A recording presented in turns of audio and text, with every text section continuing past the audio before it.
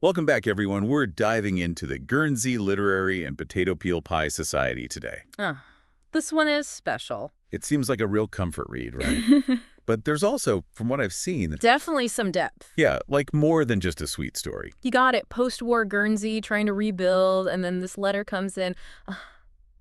Changing everything. I was noticing it's not just historical fiction, right? No, it kind of blends genres, which I think is part of why people love it so much. That makes sense because you've got the historical setting, but also there's a bit of mystery, maybe even some romance woven in. For sure, and it does it so smoothly you don't even realize how many different things you're getting drawn into. One thing that struck me, that epistolary format, reading those letters, the diary entries, it feels so personal. It really does, like you're peeking into their lives, which actually changes the way the story is told, too. Oh, interesting. How so? Well, instead of the author just narrating everything, we're getting it piecemeal through these different voices. So it's not as linear, more like a puzzle you're putting together. Exactly, and that keeps you on your toes as a reader, figuring out what's going on. At the heart of it all is Juliet Ashton, Our writer searching for a story. and she finds it in the most unexpected way. A letter from a farmer, Dawsey Adams, right? Jazzy! Yep. And that letter is like a catalyst. I love the name of the society. The Guernsey Literary and Potato Peel Pie Society. So quirky, right? But it hints at something deeper, like a little secret. Speaking of secrets, the society, it was born during the occupation, wasn't it? It was a way to outsmart the Germans, actually. I was reading about life on Guernsey during that time. Yeah. It sounds incredibly difficult. Scarcity, isolation. Really tough. Imagine basic things were hard to come by. Freedom was restricted. You were constantly looking over your shoulder. And yet, in the middle of that, they find solace in literature. The power of books, right? To bring people together. Imagine meeting in secret, just to talk about stories. A little bit of normalcy in a really abnormal situation, it makes you realize how important those shared experiences can be. Absolutely. And the letters between the members, you really feel that connection, the vulnerability, but also the strength they found in each other. Then there's Elizabeth McKenna, the founder of the society. But she's... Absent. Yes. But her presence is felt throughout the whole story, almost like a ghost. She's a fascinating character, a Right. symbol of courage, defiance, but her story is tragic. Deported to a concentration camp. It adds this layer of sadness, doesn't it? Like her story hangs over the island. It does. And for Juliet, who's drawn to Guernsey, it's not just about the society, it's about unraveling what happened to Elizabeth. Like a puzzle with both past and present pieces. Exactly. And the mystery just keeps you hooked.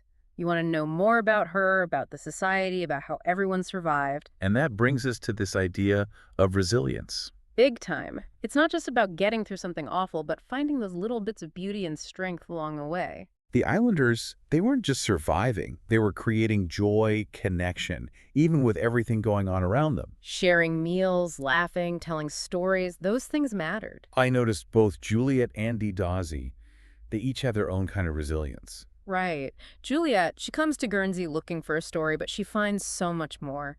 And Dawsey, he's got this quiet strength, a love of books that really grounds him. We can't forget the other members of the society either. Definitely not. Isola, Eben, Amelia, such a mix of personalities, but they create this amazing community. It's like their individual stories are threads, and together they make this strong tapestry. And it's that strength, that support system that gets them through.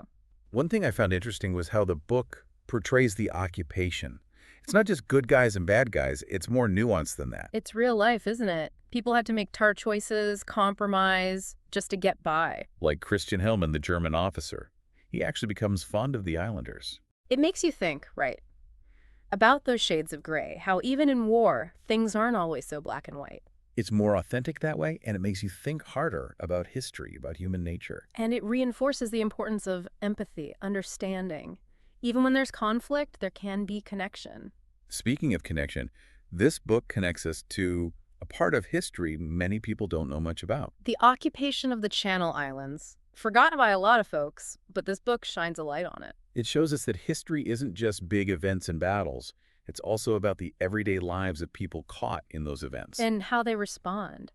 This book doesn't sugarcoat the hardship, the fear, the isolation, but it also shows the incredible resilience of the islanders. How they found ways to be resourceful. How they never gave up hope. And we get to see it all through those letters, those diary entries, each one a testament to their shared humanity.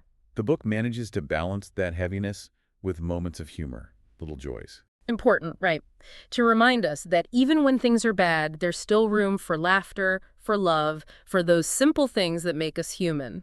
It's a mix that really works. The history, the characters, the heartwarming moments. It's what makes this book so engaging. It stays with you, makes you think, makes you want to talk about it with others. And that's what's so great about book clubs, right? Sharing those experiences, having those discussions. Absolutely. Like creating your own mini Guernsey literary society.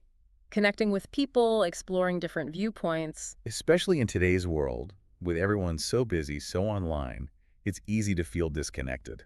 Book clubs offer a chance to slow down, to have real conversations, to connect on a deeper level. We should talk more about how literature functions in the book. It's not just a background element, it's essential. Totally. You've got all these references to classic works, Austen, Lamb, woven right into the story. It's like a little treasure hunt for book lovers, each reference adding another layer to the characters, to their shared love of reading. And it's not just the classics either. The book celebrates storytelling in all its forms. Personal letters, anecdotes.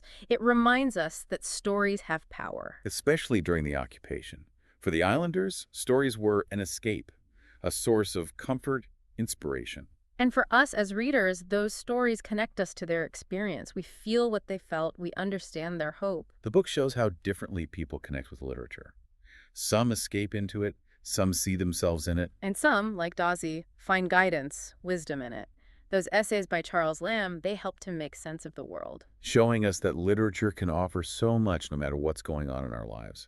Solace, inspiration, even a sense of belonging. And that connection, that power of books, it transcends time. These characters may have lived decades ago, but their love of literature, their need to connect, it resonates with us today. It's a story that never gets old. Community, resilience, the magic of books. And that reminder, even when things are dark, there's always hope, beauty, and the possibility of finding each other. Makes you think, doesn't it?